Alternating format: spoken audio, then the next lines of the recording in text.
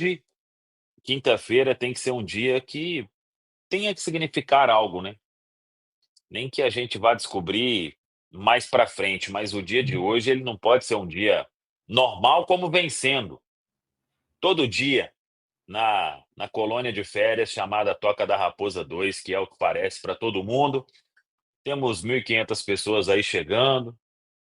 Dia será de reunião? É reunião só com alguns? É reunião com todo mundo? O que que tem que acontecer? Mande aí a sua opinião, o seu chat, o seu superchat e bora lá falar de mais dessa derrota, mais dessa vergonha protagonizada por jogadores, comissão técnica, departamento de futebol e etc. Só não inclua o torcedor na vergonha que todo mundo vem protagonizando. Caramujo, bom dia. Bom dia, Samuca. O dia não tá bom, mas a gente fala bom na esperança que fique, né? Bom dia, Patricão, bom dia, Pedro, bom dia, Rafa, bom dia, galera do chat aí. Então, esse ponto aí da torcida é até legal da gente abordar, é uma coisa que eu pelo menos não tinha falado ainda, que assim, o fato de não ter a torcida é até bom, né? Para não ter aquela coisa, mas a torcida estava impaciente, a torcida faz pressão, os jogadores estavam se sentindo, né, com qualquer. Não tem desculpa para o que aconteceu nessa partida, tá? E a gente brincou com a questão do escudo, de ser um time carismático e tudo mais. É verdade que o Cruzeiro voltou a protagonizar um grande vexame contra um time engraçadinho, né? Mas um time correto, um time que faz o seu trabalho corretamente, coisa que ninguém do Cruzeiro parece estar fazendo. Bom dia a todos. Patrick Lopes. E aí, Patrick? Difícil, né, Samuca? Durante a semana foi pontuado muito isso, né? Até falávamos ontem que a falta de expectativa de grande parte da torcida num jogo, apesar de ser contra o Mushuc Runa, sem desmerecer o adversário, mas é um oitavo do campeonato equatoriano. O Cruzeiro tinha a obrigação de vencer e proporcionou isso à torcida. Apesar que não foi surpresa para alguns, né? Porque esse Cruzeiro demonstra a cada partida que falta muita coisa. E vamos falar um pouco sobre isso aqui na live de hoje. Pedro Torres e Rafaela, eu deixei vocês aí pro final, nessa consideração inicial, porque vocês não estiveram ontem na nossa transmissão, mas temos muitas coisas para falar. Começa por você, Rafa. Bom dia. Bom dia, Samuca. Bom dia, meninos. Bom dia para nossa audiência. É passividade Esporte Clube, né? É impressionante para mim a passividade do time do Cruzeiro, dentro e fora de campo, diante de vexame atrás de vexame que esse time protagoniza. Eu fico sem palavras, assim, apesar de que vou falar muito aqui hoje, mas absolutamente sem palavras e chegando num ponto de ter nojo de ver esse time em campo, não por perder. Futebol você ganha, você perde, você empata, mas a passividade desse time é um negócio que, assim, me enoja. E aí, vou encerrar por aqui para a gente ter o que falar depois, deixar o Pedro fazer as considerações dele. 2.000 pessoas já aqui e só estamos começando. E aí, Pedro? Bom dia, Samuel, Patrick, Emerson, Rafa, claro, o torcedor do Cruzeiro, né? Se é que tem como ser bom dia, mas nada de novo na Disneylândia do futebol brasileiro, né? Onde tudo acontece e o parque de diversões segue, a montanha-russa está funcionando, o brinquedo com o Pateta é o mais visitado, e o torcedor que acaba pagando o pato, né? Os responsáveis pouco aparecem, quando aparecem para falar demais e agir de menos, mas a gente vai debatendo ao longo aí do programa tudo o que aconteceu em mais um vexame, né? E aí em 7, 8 meses, a gente, acho que o pessoal que sabe, conhece aí de pesca, sabe, né? Se a gente fosse pegar os vexames do Cruzeiro, acho que ia ter que pegar uma tarrafa, né? Uma rede para carregar o tanto de vexame que a gente já tem acumulado nesses quase um ano aí. Eu, pela manhã, né? Eu hoje eu nem participaria aqui do Regenerativo, tinha 3 exames para fazer hoje aí de um check-up, mas não tem como, né?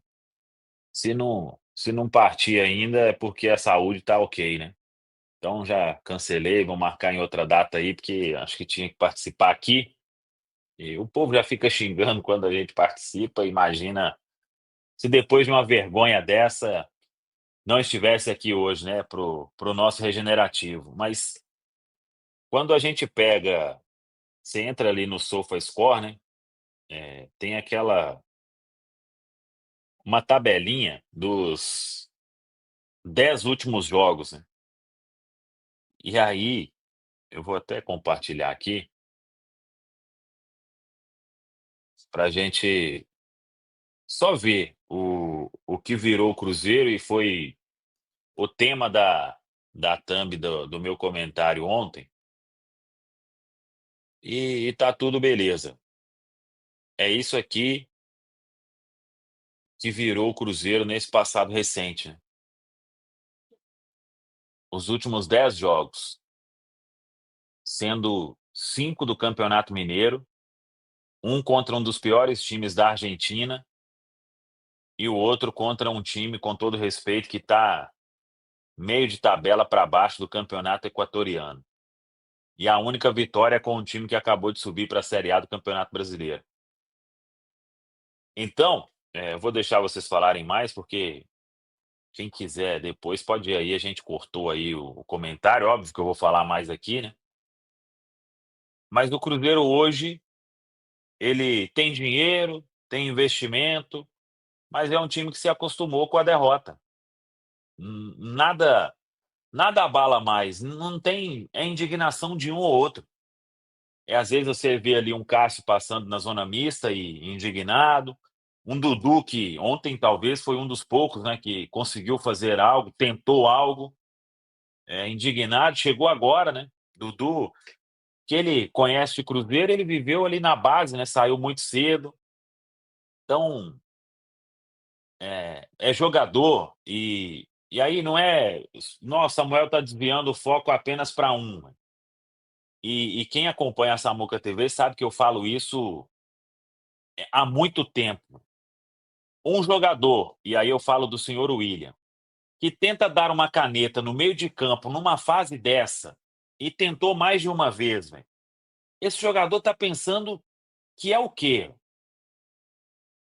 O Cruzeiro, ele passa para todos nós que pode ganhar, o que é raro hoje em dia, perder, normal, e nada vai acontecer. Tá tudo muito beleza no Cruzeiro. Isso era uma das críticas que a gente fazia na gestão Ronaldo, e agora continua. 6 derrotas, 3 empates e uma vitória. Isso aí, meus amigos, era papo de, hoje já tinha que estar todo mundo lá na toca, todo mundo reunido, para fazer algo. Mudança precisa acontecer. Se não for de peça, e tirando aí o Leonardo Jardim, afirmo mais uma vez que ele está, como disse o Caramujo esses dias, né, troca todo mundo, troca até o CT de lugar, mas deixa aí o técnico, que tem a sua culpa também neste momento, mas se prega isso aí lá na toca lá, se isso aí não incomodar, gente, o que que esses caras estão fazendo aqui? A gente vive um ciclo de achar que todo mundo está fazendo favor. Todo mundo está fazendo favor. Então, a gente vai falar mais sobre o que que eu acho que precisa mudar de verdade, mas aí eu deixo com vocês, que todos aqui, né, precisam falar e vocês não estavam ontem na nossa transmissão, no dia de jogo KTO. Eu começo por você, Caramujo, que eu assisti você no canal 6x1 e é o sentimento, mais puro do torcedor do Cruzeiro, né, porque ninguém aguenta mais. Você acorda desgastado, dorme tarde, tem certeza que quase ninguém aí, um ou outro, né, o Dudu até falou que não tem conseguido dormir, velho. Isso é uma preocupação que deveria ser para todos, né, mas eu tenho certeza que muitos conseguem se desligar facilmente, né, porque ninguém está se importando em campo, né, Caramujo? Eu acho que esse é um dos piores aspectos, né, Samuel? Quando a gente olha para um time e vê que perder tá bom, empatar tá bom, ganhar tá bom, o importante é meu salário na conta, a gente vê que esse elenco foi definitivamente mal montado.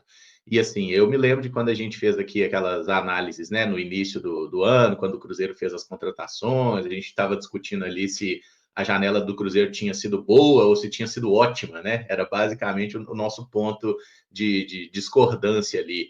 E no final das contas, a maioria achou que o Cruzeiro de fato fez boas contratações. A questão é que um perfil, né? Que o Leonardo Jardim falou em determinado momento de perfil, o Cruzeiro fez contratações de um perfil muito similar no que diz respeito a jogadores que já mostraram muita qualidade e que vêm para ser recuperados. Em alguns casos, recuperação física, em outros, recuperação técnica. Alguns até estão mostrando indícios. O Dudu, que você citou, é um deles, embora eu não ache que ele tenha feito um jogo bom, porque ninguém fez, mas é um jogador que mostra alguns indícios. O próprio Cássio também vem mostrando alguma coisa de recuperação nos últimos jogos. Só que quando a gente olha para a questão mais importante do futebol, que é o jogo coletivo, né? A gente não consegue enxergar isso no Cruzeiro, essa disponibilidade, essa disposição dos atletas em fazer uma coisa dar certo. Por quê? Quando você tem um time limitado, como era o Cruzeiro 2023, mas que os jogadores pelo menos corriam, a gente viu um Cruzeiro que quase foi rebaixado, mas que se salvou tendo lá a melhor defesa, né, do Campeonato Brasileiro, empatado com o Atlético Mineiro, mesmo sendo uma dupla de zaga que até hoje, quando fala os nomes, a torcida do Cruzeiro se arrepia. Mas os caras tiveram um bom desempenho. Por quê? Eles não eram só Neres e Castan que defendiam. Os laterais, que inclusive foram os mesmos de ontem, William e Marlon, tinham uma postura muito diferente. O pessoal do meio-campo ali, todo mundo se esforçando muito, os atacantes voltando muito. Por quê? Era um time, tá? E ali a gente dá muito mérito, eu pelo menos dou muito mérito para o Pepa, que foi o cara que conseguiu organizar aquilo ali, foi perdendo vários atletas e não tinha qualidade no ataque. O Cruzeiro não tinha qualidade, né? O Wesley do Internacional não é o Wesley do Cruzeiro. O Wesley do Cruzeiro foi a pior versão da carreira do Wesley, mas enfim, né? O Cruzeiro não tinha qualidade na frente para fazer gol, perdia inúmeras chances, mas pelo menos não sofria tanto defensivamente. E a gente olha para o time do Cruzeiro hoje, tanta coisa mudou e a gente continua meio que no mesmo lugar, né? Mudou tudo, gastou não sei quantos milhões, trocou metade do elenco.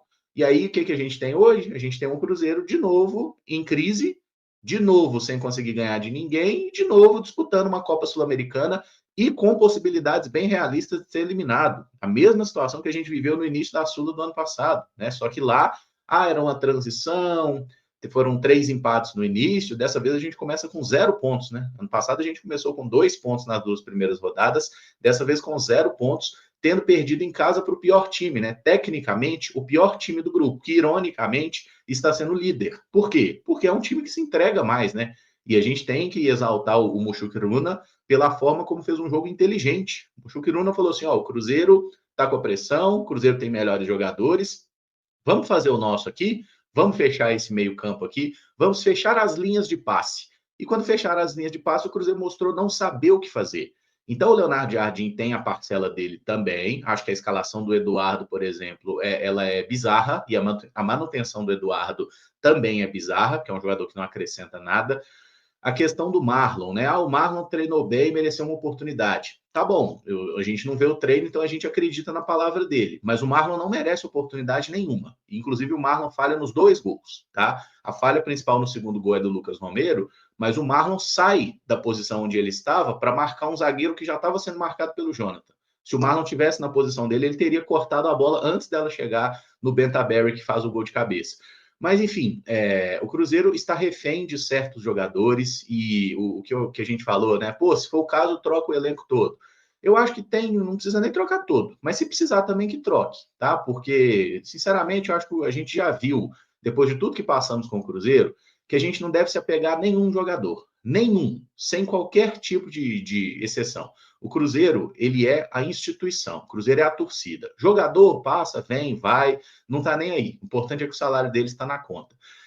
E acho que a gente precisa adotar uma postura de torcedores um pouco mais altivos nessa parte da cobrança e do questionamento, porque enquanto a gente ficar, não, mas os jogadores estão trabalhando, não, eles não estão trabalhando, tá? Inclusive o Dudu falar, todo mundo se dedicou, não se dedicou não, Dudu, a gente viu o jogo, se vocês tivessem dedicado, vocês tinham jogado, vocês tinham vencido o jogo. Os problemas são técnicos, são táticos, são psicológicos, os problemas estão em todo lugar, né? Tudo é problema para o Cruzeiro, tudo é um mimimi diferente.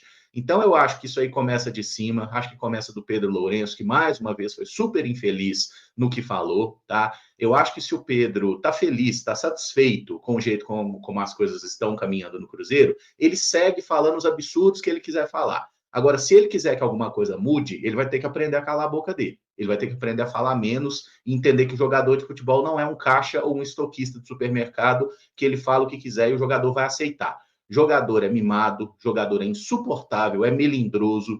Então, cara, você tem que ter muito cuidado com o que você vai falar na imprensa, porque para os jogadores olhar e falar assim, beleza, ele arrependeu de contratar a gente, né? Demorou. Então agora nós vamos dar motivo para ele arrepender em dobro. Para fazer isso pouco custa. A gente já cansou de ver esse tipo